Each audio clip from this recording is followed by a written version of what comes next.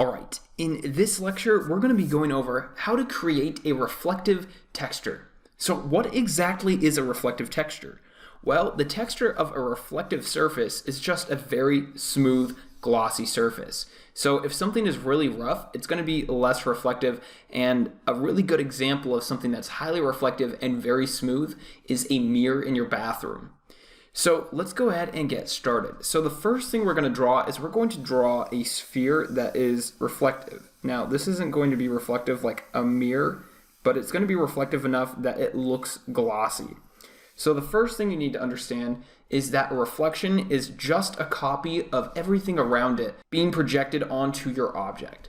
So with this sphere, for example, it's going to be reflecting anything that's pointing directly at it.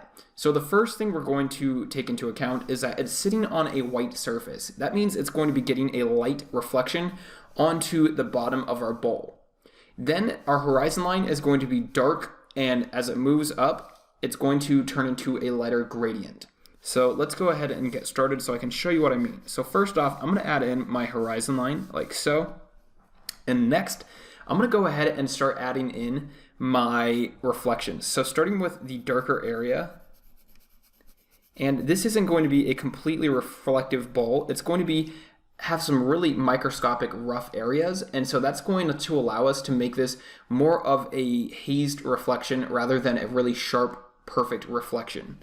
So we're adding in this dark area right here that's going to slowly transition into a lighter value, because that's what it's going to be reflecting back here where we have our background. Our background is going to start out darker, and it's slowly going to transition into a lighter color.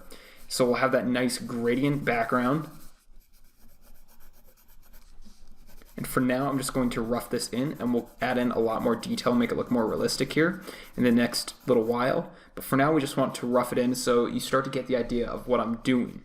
And then our floor, or our area that the ball is sitting on, is going to be white, which is why we're getting this white reflection on the bottom of our bowl. So now let's go ahead and get started with adding in some real value. So I'm going to start off with this middle area, and so I'm going to add in a really dark value, and this isn't necessarily a shadow. This isn't our core shadow. This is a reflection of this background area that's surrounding our bowl. And then I'm going to slowly change that into the next lighter value. So we're going to start creating that nice gradient from one dark value to a lighter value as we move up our sphere.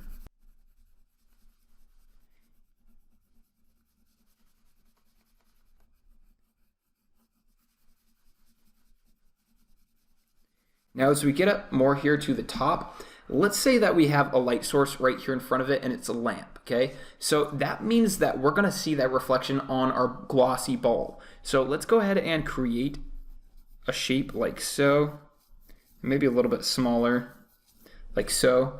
And we're gonna leave that area out white because that's where our light source is going to be coming from. So I'm gonna go ahead and erase away the edges so it's not so dark.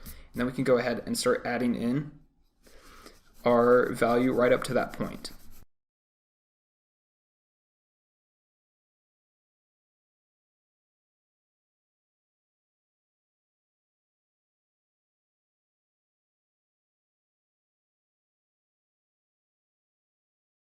Then we can start darkening this in more. And the darker, the better. The more contrast, the more it's going to look like it's reflecting.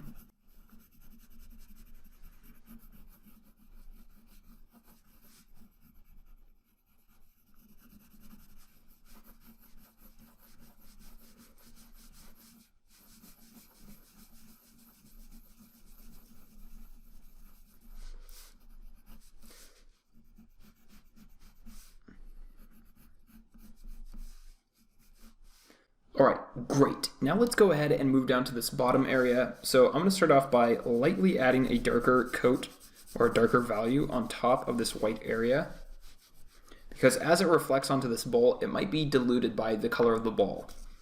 Next, I'm going to go ahead and add my cast shadow in. Now my cast shadow is actually not going to be a very hard edge, and it's going to be behind it. So it's going to come back behind it like so, rather than to the side of it. And then I can go ahead and begin to darken that. Like I said, I want it to be really soft, so we're going to have a nice gradual change from one value to our white value of our surface.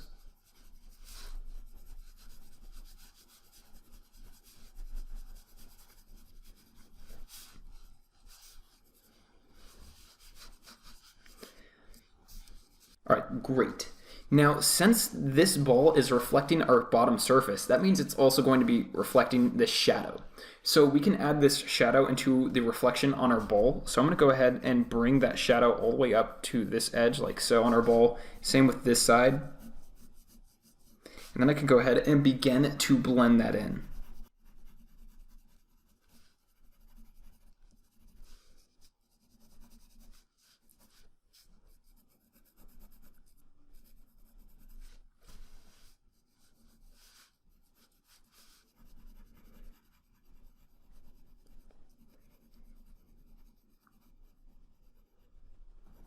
Perfect. Now, really quick, I'm going to go ahead and come back up here into this top area, and I'm going to darken this just a little bit more so it stands out more and creates more of an illusion of reflection.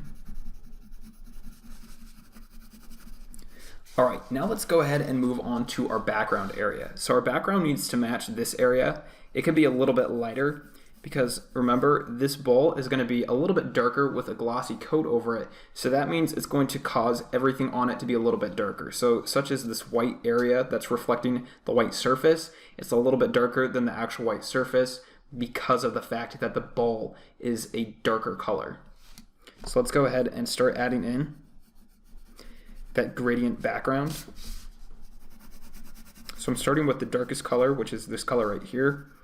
And then I'm going to go ahead and slowly fade into my next lightest color. And I'm just going to do that all the way up, and then I'll do the same thing on the other side.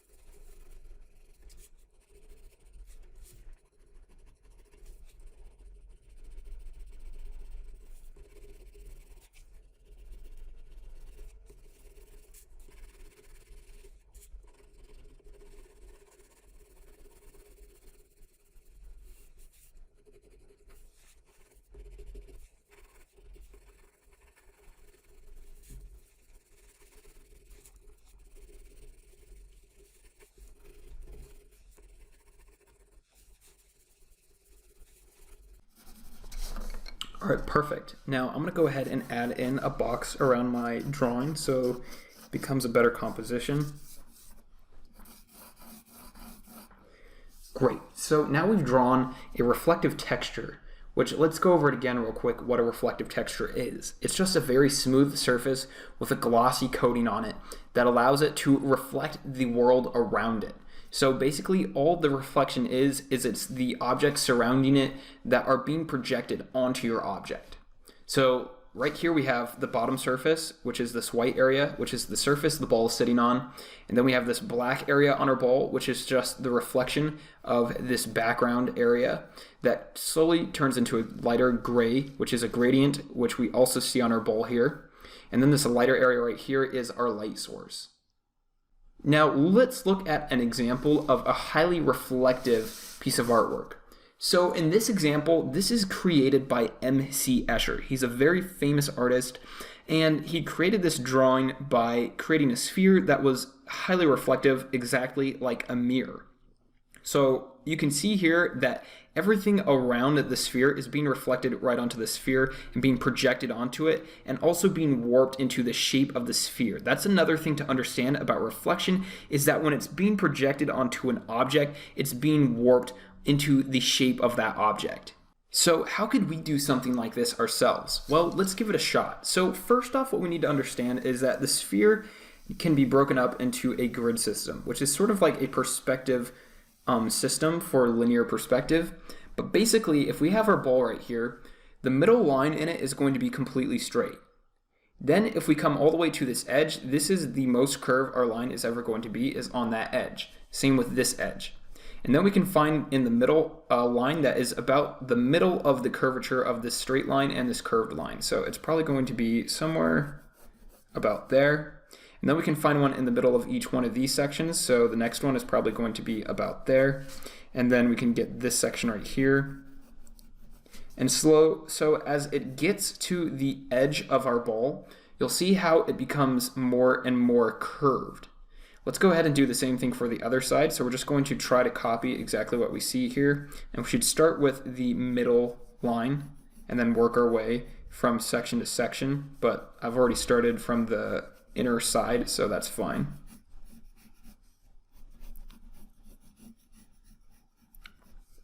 So now our ball has been broken up into sections, and we've added that curved perspective in there. Now we also need to do it in the other direction. So if we turn our paper like so, we can go ahead and do the same thing. So we'll draw a line like so, and then we're going to go ahead and draw on both sides of this like we did before.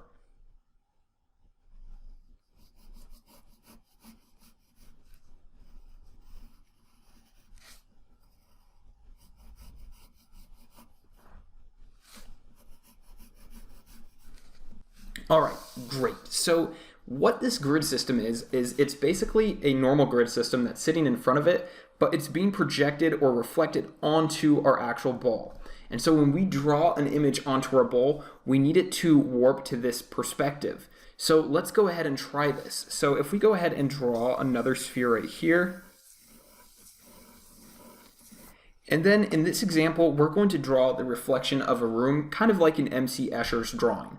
So first off, we need to keep in mind where each one of our grid system lines are. And so we can lightly sketch in some guidelines in there, but we don't want to sketch them all in because we don't want it to interfere with our drawing, but maybe one right there in the middle between our straight line and our outer curved line. And then we'll do the same thing going in the other direction. And these will just help us guide our lines. So let's start off by creating a counter. So let's say there's a counter right here, like so. And then that counter is going to curve along with this line right here, all the way to that edge. And then we can go ahead and add in another thing over here. So let's try adding in a table. So our table is going to be a little bit taller, and it's going to curve all the way out to that point right there.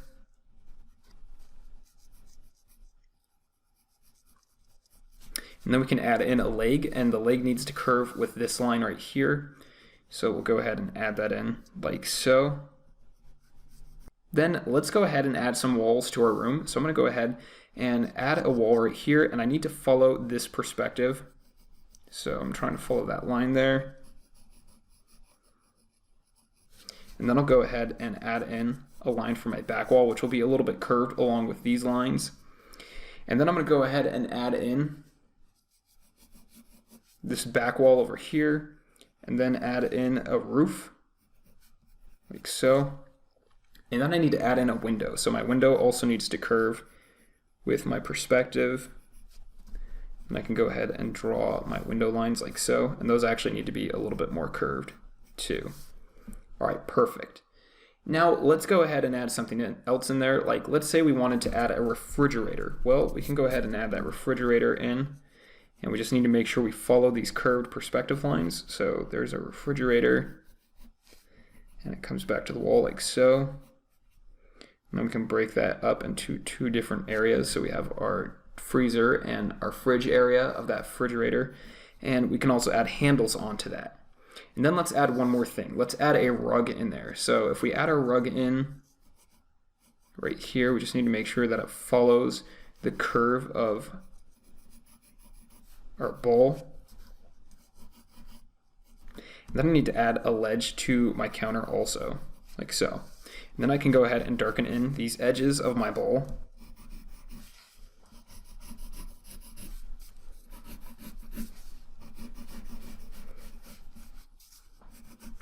And then I can go ahead and also add in some light and shadow into my drawing. So for example, on this side of my counter, that might be my core shadow side.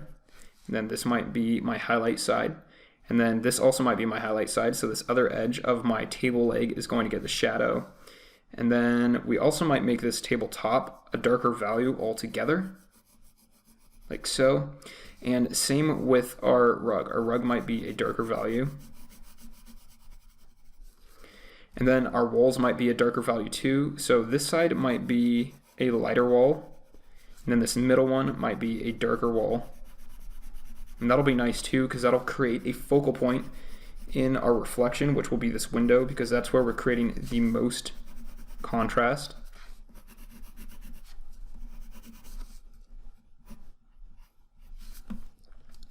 Then we'll go ahead and add a shadow to this side also, like so. And then we can go ahead and add in a little bit of a darker edge along this sphere. And we might even add a picture frame on the wall here, keeping with the curvature of our perspective. Maybe another picture frame over here, maybe even a second one. And the second one is going to get squished a little bit as it curves around the edge of our bowl.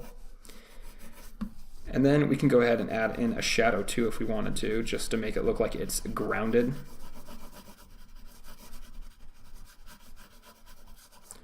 Alright, but that's the basic idea of making a really highly reflective sphere. So when you're adding a highly reflective texture to an object, you need to imagine that the surroundings around it are being projected onto that object, but also they're being warped to the shape of that object. I know it can be a little bit complicated and it'll take a lot of practice and a lot of studying to understand how this works, but for now, this should be enough information to get you by with creating reflective textures. Thanks for watching this lecture, and I really look forward to seeing you in the next one.